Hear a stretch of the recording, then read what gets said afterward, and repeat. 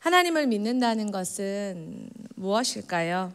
저 같은 모태신앙에게도 신앙은 늘 어려운 숙제였습니다. 어릴 적에는 주일 오전 만화 영화 못 보는 것이 억울해서 귀찮았고, 교회에 가기 싫어도 안 가면 뭔가 불안했습니다. 그러면서도 또 힘든 일이 생기면 가장 먼저 찾게 되는 분이 하나님 예수님이었습니다.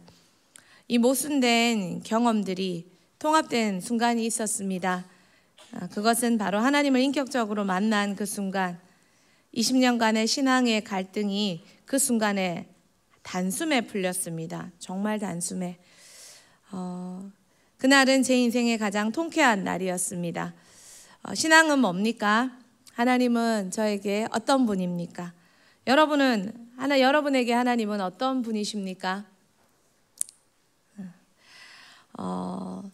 이방 황제가 유대인 랍비 조슈아 벤 하나니아를 방문했습니다.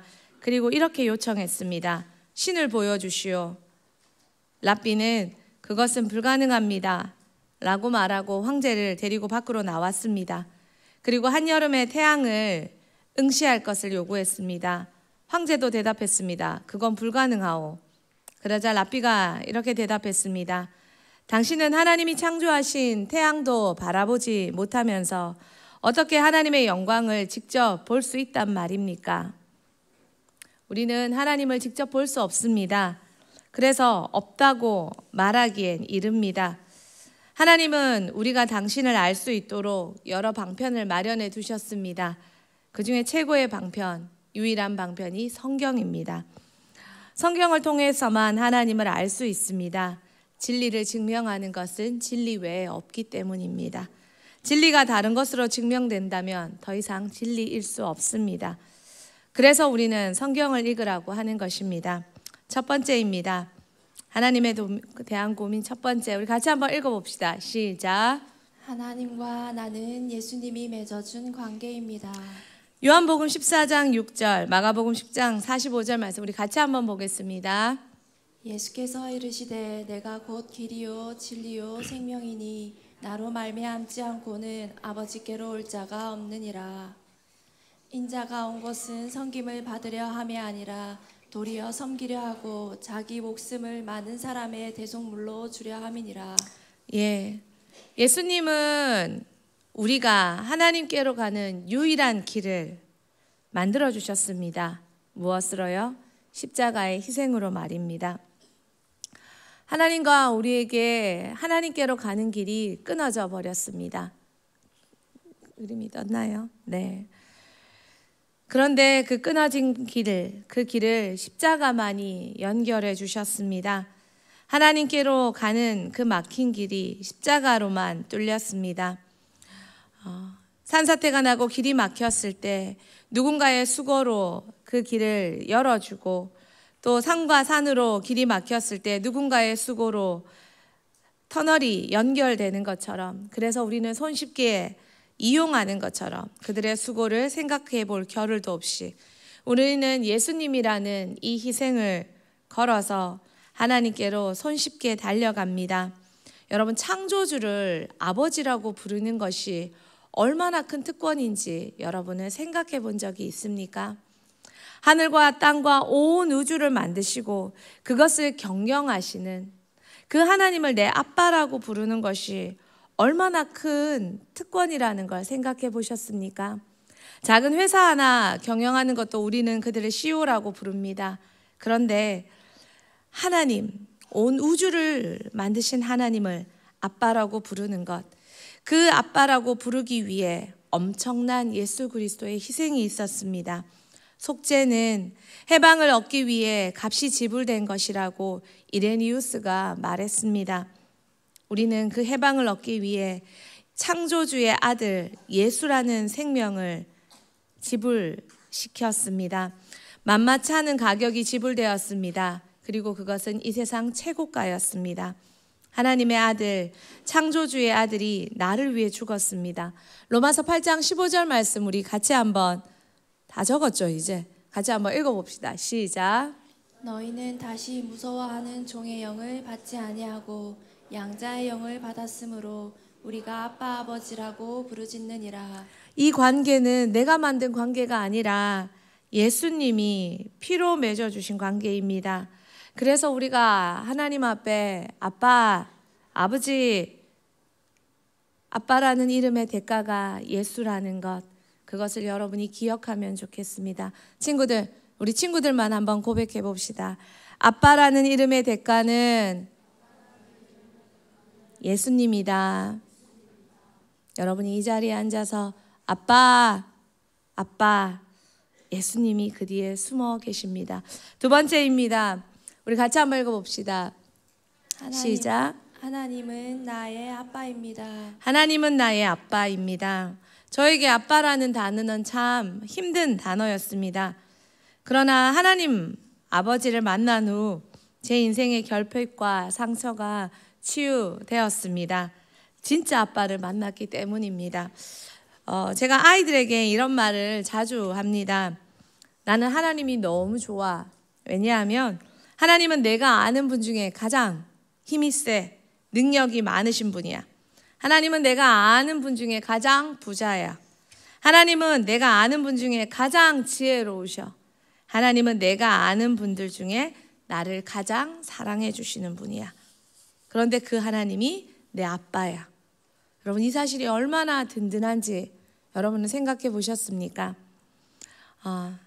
첫 번째는 그 하나님이 나를 만드셨습니다. 하나님이 나를 만드셨습니다. 창세기 1장 1절, 1장 27절. 태초에 하나님이 천지를 창조하시니라. 하나님이 자기 형상 곧 하나님의 형상대로 사람을 창조하시되 남자와 여자를 창조하시고. 고등학교 시절 저는 스스로를 참 못나다고 생각했습니다. 왜 이렇게 못생겼지? 급기야는 이런 얼굴로 밖에 돌아다니는 건 사람들의 눈을 더럽히는 건 아닐까? 민폐다 라고 진짜 생각한 적이 있었습니다. 그런데 정말 그때도 저는 모태신앙이었고 하나님이 날 만들었다는 걸 알았습니다. 알았지만 사춘기에 나는 그런 생각을 고등학교 시절 심각하게 했습니다. 그런데 정말 하나님이 내 아빠라는 것, 나를 창조하셨다는 것이 믿게 되어졌을 때 제 자신에게 갖고 있던 열등감과 왜곡된 생각들이 무너졌습니다. 하나님이 내 아빠인데, 하나님이 날 만드셨는데 라는 생각에 나만 자유케 된 것이 아니라 내가 바라보고 있던 외모로, 내 생각으로 바라보고 있던 모든 사람에 대한 생각이 자유로워졌습니다. 여러분, 사람한테 우리가 감히 잘생겼다 못생겼다 할 수 있습니까? 할 수 있습니까? 내가 그것을 평가할 수준이, 기준이 될 수 있습니까? 나는 하나님 형상대로 지음받은 존재입니다. 또한 하나님이 각 사람을 만들었습니다. 옆 사람 한번 보십시오. 하나님이 만드셨답니다. 감히 메이드 인 차이나, 메이드 인 이탈리가 아니라 메이드 인 하나님이신데 우리가 어찌 감히 못났네, 잘났네, 또 나 자신을 두고 그렇게 말할 수 있을까요? 이분 잘 아시죠? 누구셔요? 누구셔요? 이지선 자매죠. 참 예쁜 20대 큰 사고로, 음주운전으로 누군가 자신이 잘못해서 음주운전을 했는데 그 결과는 이 자매의 모든 모습이 이렇게 하루아침에 바뀌는 것이었습니다. 하루아침에 바뀐 게 아니었죠. 이렇게 화상 입고 얼마나 10여 년 가까이를 끔찍한 수술을 해냈는지 모릅니다. 그런데 이 자매가 외모를 잃어서 인생을 다 잃었기 때문에 인생을 포기함이 마땅합니까? 이렇게 생겼으면 안 사는 게 마땅합니까? 자매는 하나님을 믿었고 자신의 인생을 포기하지 않았습니다. 그리고 지금 그 누구보다도 얼마나 아름다운 인생인지, 그리고 아름다움이 무엇인지 우리에게 전 삶으로 말해줍니다. 이화여대를 중퇴했습니다. 그리고 수술을 하고 치료를 했습니다. 가까스로 졸업을 하고 인생을 포기하지 않고 공부했습니다. 지금은 그 이화여대 교수가 되어서 제자들을, 후배들을 가르치고 있습니다. 이 사람 압니까? 누구예요?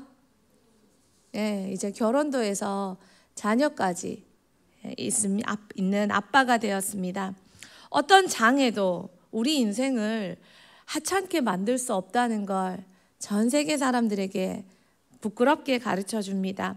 어떤 장애도 감사를 빼앗아 갈 수 없습니다. 여러분, 자신을 향해 감히 함부로 말하고 있지는 않습니까? 나 뭐 이래 생겼어? 난 쓸모없는 것 같아. 여러분, 그것이 얼마나 하나님을 향한 나쁜 말이라는 것 우리는 생각해야 합니다. 또한 하나님을 만났을 때 하나님은 나에게 어떻게 살아야 되는지도 알려주셨습니다. 에베소서 2장 10절 말씀 같이 한번 읽어보겠습니다. 우리는 그가 만드신 바라 그리스도 예수 안에서 선한 일을 위하여 지으심을 받은 자니 이 일은 하나님이 전에 예비하사 우리로 그 가운데서 행하게 하려 하심이니라. 하나님은 우리에게 어떻게 살아야 되는지도 알려주셨습니다. 20대 초반 인생에 참 많은 생각과 고민으로 방황하던 저에게 하나님을 만나는 그 순간 하나님은 어떻게 살면 된다는 것을 답을 제시해 주셨습니다. 진짜 답, 정확한 답, 손해보지 않는 답, 그리고 죽음 앞에서 바로 계산될 최고의 답. 예수님처럼 살면 됩니다. 하나님 말씀에 순종하면 됩니다. 너무 단순하고도 복된 길입니다. 여러분, 어떻게 살면 되는지 여러분 지금 배워가고 계십니다. 그걸 꼭 붙잡으면 청년의 때, 중년의 때, 장년의 때, 노년의 때 최고의 인생을 살 수 있습니다. 어떻게 살면 될까요? 따라합시다. 예수님처럼 살면 됩니다. 말씀대로 살면 됩니다. 두 번째, 하나님을 만났을 때 나는 최고로 사랑받는 존재라는 걸 알게 되었습니다. 언젠가 이런 푸념을 한 적이 있습니다. 하나님, 아무도 저에게 아들을 안 줬어요. 그래서 시집을 못 갔어요. 이런 푸념을 하다가 하나님과 눈이 마주쳤습니다. 그리고 참 죄송했습니다. 하나님은 저에게 하나밖에 없는 아들을 주셨습니다. 그 사실이 그 순간 얼마나 크게 다가왔는지 더 이상 이런 푸념이 들지 않았습니다. 그리고 그 아들조차도 이 땅에서 홀로 계시다가 최고의 고통, 그 십자가를 지고 가게 하셨습니다. 예수님에게 외로움이란 있었을까요? 예수님은 최고의 공동체, 삼위일체가 늘 그분과 함께 계셨습니다. 바울도 홀로 있었지만 그 누구보다 사랑하는 하나님과 교회 공동체가 있었습니다. 그래서 바울에게는 수고가 수고롭지 않았습니다. 누구보다 뜨겁게 교회를 사랑했고 한 영혼을 위해 자신의 모든 것을 기꺼이 드릴 수 있었습니다. 바울이 예수 믿고 나서 뭘 받았나요? 바울이 예수님 만나고 나서 뭘 얻었나요? 그는 오히려 예수님 만나고 나서 가진 모든 것을 다 드렸습니다. 바울은 사내들인 공의회 회원이었습니다. 그럴 때 누군가는 그 사내들인 공의회에는 결혼한 자들만이 가입할 수 있었다고 말합니다. 바울은 분명히 약혼자가 있었고 약혼한 상태였을 거라고 학자들은 추정합니다. 그런데 바울이 예수님을 만나고 모든 것을 배설물로 버릴 때 그는 그가 가진 모든 학벌과 가문과 그의 약혼과 그의 모든 것까지 정말 다 버렸습니다. 그리고 바울은 예수님을 한 분 얻었을 때 그것으로 만족하고 기뻐하며 그의 일생을 그 이토록 수고롭게 달려도 전혀 아깝지 않은 인생이 되었습니다. 나의 푸념은 믿음 없음이었습니다. 나는 너무 많은 걸 받았습니다. 저는 아들을 받았고 자녀됨의 권세도 받았고 진짜 아빠도 얻었고 또 그것도 가분한데 지금까지 너무 많은 사랑을 받았습니다. 남들이 가지 못한 길을 갔고 하지 못한 일을 하게 하셨고 보지 못한 걸 보게 하셨고 최고의 인생을 결코 나로서는 살 수 없는 인생을 살아보게 해주셨습니다. 아무 공로, 아무 자격, 아무 백 없는데 말입니다. 오직 예수 희생으로 다 받았습니다. 여러분은 예수 희생으로 뭘 받으셨습니까? 이 세상에 가장 공평한 분은 하나님이십니다. 내가 그분을 믿어드릴 때 하나님은 나를 위해 그 믿음으로 일해 주셨습니다. 지금도 하나님을 신뢰합니다. 하나님의 사랑을 믿습니다. 억울할 것 없습니다. 하나님은 다 아시고 우리에게 좋은 것만 주십니다. 우리 친구들 참 미안하다. 적을 때는 눈 뜨고 빡 적다가 갑자기 모든 걸 다 지금도 깨지도 못하고 참 미안하다. 옆 사람 보세요. 그리고 옆 사람 눈을 마주치면서 자고 있으면 깨우면서 말하세요. 하나님은 나에게 좋은 것만 주십니다. 네. 자, 3번입니다. 이렇게 하면 또 깹니다. 네. 하나님은 나의 도움이 되십니다. 하나님은 나의 도움이 되십니다. 로렌 커닝햄이 끔찍한 사고로 아내를 잃게 된 순간 하나님이 그 순간에 그에게 물으셨습니다. 너도 나를 떠나겠느냐? 그때 로렌 커닝햄이 이렇게 대답했다고 그의 책에 적혀 있습니다. 주님, 이제 제게 남은 것은 당신뿐인데 무슨 말을 그렇게 하십니까? 가장 힘든 순간에 하나님께 등 돌리는 안타까운 분들이 많이 계십니다. 고통의 원인을 하나님께 돌리지 마십시오. 시편 36편 7편 7절 말씀 우리 같이 봅시다. 시작. 사람들이 주의 날개 그늘 아래 피하나이다. 예, 하나님께 주의 날개 아래 피한다고 바울은 고백합니다. 여러분, 부모님이 모든 것을 해결해 줄 수 없는 순간이 옵니다. 어린 시절 부모님은 나의 슈퍼맨이었습니다. 모든 걸 부모님께 말하면 됩니다. 이거 힘들어, 이거 해줘, 이거 해주세요. 하지만 여러분이 성장할수록 이제 더 이상 부모님이 여러분의 모든 문제를 해결해 줄 수 없는 순간이 옵니다. 그때가 하나님 만날 때입니다. 더 이상 부모님 좀 그만 괴롭히십시오. 부모님은 여러분의 하나님이 아닙니다. 여러분 아십니까? 모든 것을 다 해결해 주는 부모님을 만나서 하나님 만날 기회를 빼앗겼다면 여러분, 그분은 절대 좋은 부모님이 아닙니다. 최고의 부모님은 모든 것을 해주는 부모님이 아니라 여러분을 하나님 만나게 해주는데 도와주는 분이십니다. 알아들었으면 끄떡. 결핍은 하나님 만날 최고의 순간입니다. 적으세요. 결핍은 하나님 만날 최고의 순간이다. 무언가가 부족하고 어렵고 힘들고 부모님께 요청하고 선생님께 요청해도 되지 않는 일들이 있다면, 그것이 생겼다면 그 순간 하나님께 나와 하나님, 친구 관계가 힘드네요. 하나님, 순종이 어렵네요. 하나님, 공부가 힘드네요. 하고 기도하며 하나님을 만날 수 있는, 하나님께 도움을 요청해서 하나님 날개 아래 피하는 여러분이 되기를 소망합니다. 문제가 클수록 하나님의 해결이 큽니다. 문제가 클수록 하나님 만날 최고의 기회라는 그 기회를 놓치지 않는 지혜로운 여러분 되기를 축복합니다. 하나님은 제가 아는 분 중에 가장 능력 있는 분이십니다. 그러면서 동시에 하나님은 가장 자비로운 분이십니다. 힘들고 어려울 때 그분께 피하십시오. 그분이 도우시면 이깁니다. 그분이 도우시면 됩니다. 다윗은 정말 잘못했던 순간에도 하나님께로 왔습니다. 다윗이 지혜로운 것은 절대 하나님 반대편에 서지 않았습니다. 때로는 자기가 너무 악한 짓을 저질렀던 그 순간에도 하나님 편에 섰습니다. 하나님께 등 돌리지 않았습니다. 이것이 다윗의 승리 비결입니다. 하나님 편에 서는 것, 하나님과 한 편이 되는 것, 무슨 일이 있어도 하나님께 붙어 있는 것, 그것이 최고의 도움을 얻을 수 있는 순간입니다. 마지막입니다. 같이 한번 읽어봅시다. 시작. 이분이 나의 아버지십니다. 이분이 나의 아버지십니다. 아빠 있습니까? 아빠 있습니까? 아버지 계십니까? 여러분, 아버지 계십니까? 언젠가 팀파워 때 조구호를 만들어 외친 적이 있었습니다. 남자 제자사역반 한 팀이 나와 이렇게 외쳤습니다. 아빠 있나? 아빠 있다! 아빠 있다! 아빠 있다! 그렇게 10여 분이 남성의 굵은 목소리로 확신 있게 자신감 넘치게 외칠 때 그 중에 한 분은 어린 시절 일찍 아버지를 여윈 분이셨습니다.